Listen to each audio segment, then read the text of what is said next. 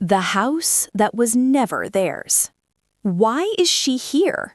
Megan's voice sliced through the morning air like broken glass.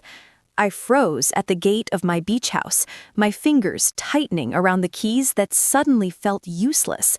The house I had built with my own hands stood in front of me, yet the way my daughter-in-law glared at me made it feel like I was trespassing. I had arrived early, hoping for silence, the kind that only the sea and early sunlight can offer. This place had always been my refuge. Instead, chaos greeted me. 3 unfamiliar cars blocked my driveway. Loud music shook the windows. The smell of burnt food mixed with cigarette smoke drifted toward me. Children I didn't recognize ran across my lawn, kicking a soccer ball straight into the flower pots I had nurtured for years. Beer cans littered the grass I mowed myself every weekend. Wet towels and dirty clothes were thrown over the wicker chairs I'd saved months to buy. My heart sank. Megan stood in the doorway like a guard protecting stolen treasure. She was wearing my apron, the one I embroidered a decade ago. No apology, no surprise, only irritation. "This is my house," I said calmly, though my chest felt tight. "I've been coming here every holiday for 20 years. She laughed, not the warm laugh she used in public, but the sharp one meant to shrink people. "Oh, please," she said. "Robert told me we could use it. And honestly, you just complain. We're actually using the house properly." Behind her, more faces appeared. Her sister, her mother, teenagers, strangers. One man smoked on my balcony like it belonged to him. They stared at me as if I was the problem. Megan's mother looked me up and down. "So this is the famous mother-in-law?" she sneered. I expected more. The laughter that followed burned worse than any insult. "Where is Robert?" I asked, my voice barely steady. "He's working. Unlike you, he has responsibilities, and there's no space for you here. All the rooms are taken." For a moment, the world stopped. She was throwing me out. This house wasn't a gift. It wasn't an inheritance. It was built brick by brick after my husband died. I paid every bill, every tax, every repair. I stitched dresses late into the night to afford this place. "It's mine," I said. "I have the documents." "That's enough," Megan snapped. "Robert is your son. What's yours is his, and what's his is mine." Everyone watched, waiting for me to break. Instead, I smiled. "I understand," I said quietly. Her lips curled in victory. They didn't know that as I walked away with slow, dignified steps, something inside me hardened, not into weakness, but into resolve. Because this wasn't over. They thought they had won. They were wrong. What Megan didn't know was that this house held more than memories. It held secrets, documents, and proof that would turn everything upside down. The past she tried to erase. I sat in my car for a long time after leaving the house, staring at the ocean through the windshield.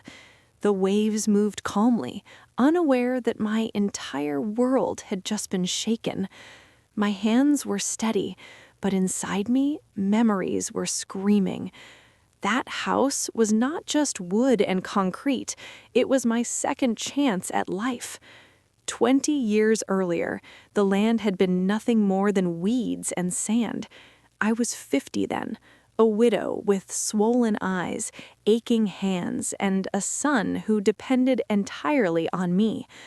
Robert was only 25, fresh out of college, scared of the world he was supposed to conquer. I still remembered the morning I stood on that empty plot with my savings book pressed against my chest. I had worked as a seamstress for decades, waking before sunrise and stitching until my fingers bled. Wedding dresses, school uniforms, curtains for people who never knew my name. Every dollar went into that book. The architect had looked at me like I was dreaming too big. "A beach house?" he said skeptically. "On one income?" I slid the savings book across the table. Every cent was there. Robert came with me when construction started. He carried bricks, held boards, and watched his tired mother turn grief into determination. He used to smile at me and say, "Mom, you're unstoppable." That boy had hugged me on this very deck when the house was finished. So how had I become disposable? My phone buzzed, pulling me back to the present. A message from Robert. "Mom, Megan said you left upset. Let's talk later." Later. That word hurt more than Megan's insults. He knew what was happening, and yet he wasn't here. I checked into a modest hotel nearby. It felt strange paying for a bed when my own waited just minutes away. That night, sleep refused to come. Every time I closed my eyes, I saw Megan wearing my apron like a trophy. At sunrise, I made a decision. I would go back, not to beg, but to understand. When I returned that morning, my key didn't work. They had locked me out. I rang the doorbell of my own house. Megan's sister opened the door, yawning. "What do you want now?" "I need some of my things," I said calmly. She shrugged and let me in like I was a guest. Inside, the house felt wrong. The furniture was moved. The air smelled unfamiliar. Inflatable mattresses covered the living room floor. My kitchen, my carefully planned kitchen, was a mess of dirty dishes and grease stains. Then I saw the garage. My belongings were stuffed into black trash bags. Clothes, shoes, personal items, tossed aside like clutter. Something inside me cracked, but not loudly, quietly, dangerously. I went upstairs to my bedroom. Someone else was sleeping in my bed. My pillows were on the floor. My closet had been emptied. That's when I understood something chilling. This wasn't a visit. This was a takeover. I found Megan on the terrace, sipping coffee from my favorite mug. "We need to talk," I said. She didn't even look up. "I told you already. Robert agrees with me." Those words hit harder than any slap. But what she didn't know, what none of them knew, was that I had noticed something else that morning. A door, slightly open, a space only I knew about, and behind it, papers that were never meant for my eyes. What I found hidden inside my own house wasn't just betrayal, it was proof of a plan that could destroy everything I owned. The papers that changed everything. My hands trembled as I stepped into the small, hidden closet behind my wardrobe, the space I had built years ago to store documents and keepsakes no one else needed to touch. No one else was even supposed to know it existed. But it had been opened. Folders lay scattered on the floor. My heart pounded as I knelt down, gathering papers that had once been neatly arranged. Property documents, bank letters, old insurance files. Everything had been disturbed, flipped through by hands that had no right to be there. Then I saw them. Documents that were not mine. My name was printed across the top of the page, but the words beneath made my vision blur. Request for property transfer due to owner's mental incapacity. Mental incapacity? I read the sentence again, slower this time, as if the words might change. According to the document, I was no longer capable of managing my own assets due to advanced cognitive decline. There was even a medical report attached, signed by a doctor whose name I didn't recognize. My chest tightened.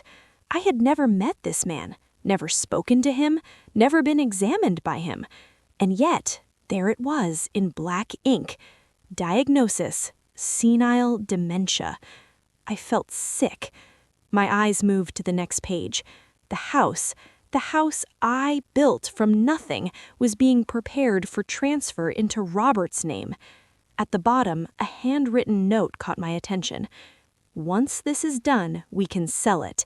This will solve everything. I recognized the handwriting instantly. Megan. A cold calm settled over me. This wasn't an argument. It wasn't disrespect fueled by stress or family tension. It was a plan. They hadn't just invaded my home. They were preparing to erase me. Footsteps echoed outside the room. I quickly gathered the papers, slipped them into my bag, and closed the hidden door. When I turned around, Megan stood in the doorway, her eyes narrowing. "What are you doing up here?" she asked. "Getting my medication," I replied evenly. She studied me for a moment, then scoffed. "You should really be careful. At your age, forgetting things can be dangerous." I looked her straight at. "You're absolutely right." Downstairs, laughter filled the house. Music played. Someone had started grilling meat on my deck. Children ran through my garden, trampling the flowers I planted with my own hands. I stepped outside and watched them celebrate inside my stolen life. That's when I heard Megan again, on the phone. She said, "Don't worry, the papers are ready. Once Robert signs, it's done. She won't even understand what happened." I didn't confront her. I didn't scream. I left. Back in my car, I sat perfectly still. The humiliation, the betrayal, the cruelty, they all burned. But something else burned stronger. Clarity. They thought my age made me weak. They thought silence meant surrender. They thought I wouldn't notice. They were wrong. I drove straight to the bank, and for the first time since this nightmare began, I smiled. Because what Megan didn't know, what Robert didn't consider, was that I had spent my entire life preparing for moments exactly like this. And now I was ready to fight. The bank records would reveal a truth Megan never expected, and the next phone call I made would change the balance of power forever. The power they forgot I had. The bank manager looked up the moment I entered. His expression softened with recognition. "Mrs. Crawford," he said, standing, "it's been a while." "Yes," I replied, placing my bag on the desk, "and today I need everything." He didn't question me. He had known me for years, knew my discipline, my habits, my refusal to spend unless it was necessary. While others chased comfort, I chased security. The numbers appeared on the screen one by one. Savings, certificates, emergency funds. Enough. More than enough. I exhaled slowly. Megan had assumed I was living pension to pension, clinging to memories instead of planning for the future. She had mistaken simplicity for weakness. I requested written confirmation of my financial independence and mental competence. The manager nodded immediately. "If anyone is trying to challenge your capacity," he said carefully, "you are one of the most financially organized clients we have." That sentence alone felt like justice. From the bank parking lot, I made the next call. A lawyer. He listened without interrupting as I explained everything: the invasion, the fake medical reports, the stolen jewelry, the property transfer attempt. When I finished, he paused. "Mrs. Crawford," he said firmly, "what they attempted is serious and illegal." Good. By Monday morning, the papers were ready. I returned to my hotel, calm but alert. This wasn't anger driving me anymore. It was precision. Every document was copied, every photo was saved, every detail recorded. Monday arrived like a storm. I watched from across the street as Robert pulled into my driveway, hugging the children, laughing like nothing was wrong. My heart tightened, but only for a moment. Then I walked toward the house. Robert opened the door. "Mom," he said nervously, "we need to talk." "Yes," I replied, "we do." Megan appeared behind him, her confidence fading the moment she saw the folder in my hand. "Robert," I said quietly, placing the papers on the table, "do you recognize these?" He turned pale. Megan stepped forward. "She's confused. She's been under stress." "I am not confused, and neither is the law." Silence fell like a weight. "I have copies of everything: the fake medical report, the property transfer request, the notes you wrote planning to sell my house." Robert's hands shook. "Megan said it was temporary." "Temporary theft is still theft," I replied. Her mask finally cracked. "You're old. What do you need all this for?" I looked at her calmly. "Dignity." That's when I stood up. "You have until tomorrow to leave my house. After that, the authorities will handle it." They laughed. They thought I was bluffing. They didn't realize the lawyer was already on his way. The next morning, flashing lights in my driveway would turn their laughter into panic and expose everything they tried to hide. When the law knocked first. The sound of car doors slamming echoed through the morning air. I stood at the edge of my driveway, dressed neatly, my back straight, my hands calm. A police vehicle, a notary, and my lawyer pulled in one after another. The flashing lights reflected off the windows of the house that had once been taken from me. Megan noticed first. Her coffee cup slipped from her hand and shattered on the terrace. "What is this?" she whispered, panic flashing across her face. My lawyer stepped forward, his voice clear and steady. "Good morning. I am here on behalf of Mrs. Eleanor Crawford, the sole legal owner of this property." Robert rushed outside. "Mom, what is going on?" "What should have happened quietly," I replied, but didn't. The officer asked for documentation. Megan tried to speak, but her words tangled over each other. Robert claimed family permission. None of it mattered. The papers did. The deed was in my name. The taxes were paid by me. The fake medical report was now evidence. "You are being formally notified," the officer said, "that you are occupying this property without the owner's consent." Megan screamed. "This is elder abuse. She's confused." The notary calmly shook his head. "Medical fraud and attempted asset transfer are far more serious." Silence fell. They were given 2 hours to leave. 2 hours. I watched them scramble, packing bags, arguing, crying. Megan's mother blamed her. Her sister recorded videos until the officer ordered her phone down. The children cried, confused and scared, victims of decisions they didn't make. One child tugged at my sleeve.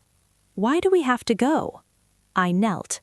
"Because this is my home, and grown-ups must respect what isn't theirs." Megan glared at me like she wanted to burn the house down with her eyes. "This isn't over," she hissed. "You'll regret humiliating us." I met her stare. I already survived worse. Robert approached me last, his voice breaking. "Mom, are you really doing this?" I looked at my son, the boy I raised alone, the man who chose silence when I was insulted, the signature that almost erased me.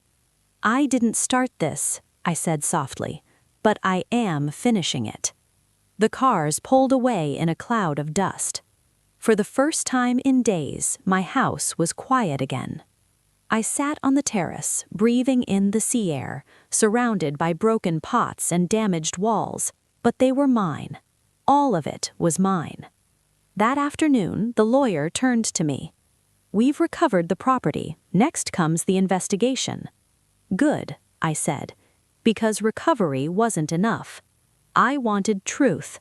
I wanted accountability, and I wanted them to understand one thing clearly. You do not mistake silence for weakness. But the final blow hadn't landed yet, because what the investigation uncovered next would cost them far more than a house.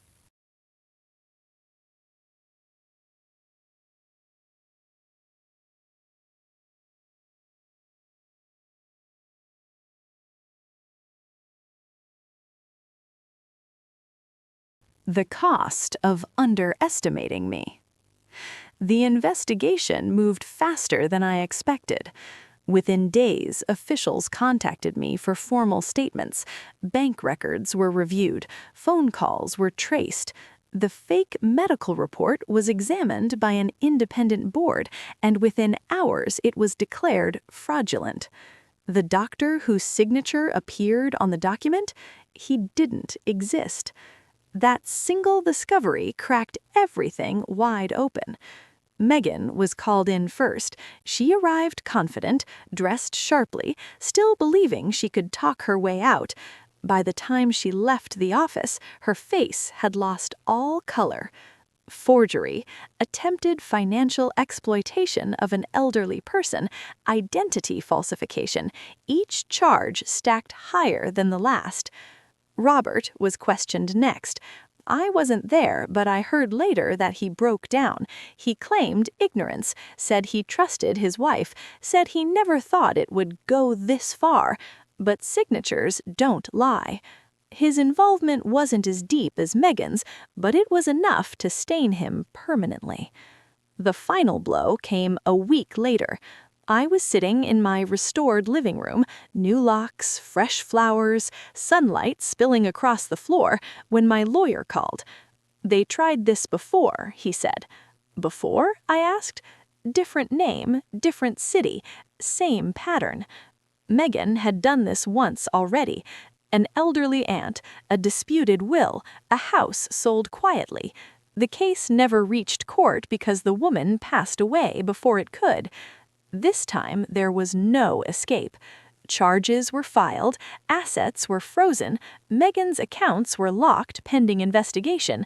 The family that once laughed in my home now avoided my name entirely. Robert came alone one evening, standing at the gate like a stranger. He lost everything, he said, my marriage, my reputation. I studied him carefully. "You lost something more important long before that." He lowered his eyes. "I raised you to protect what is right, not what is convenient." He nodded, tears silent. I didn't punish him further. Life already had. Weeks passed, the garden recovered, the walls were repaired. I returned to my routines, morning walks, evening tea, the steady comfort of independence. One afternoon, I found my old apron folded neatly in the kitchen drawer, clean, returned. I smiled sadly. People assume age makes you fragile, that time steals your strength. They forget something important. Time also teaches you how to survive, and if you're lucky, how to win.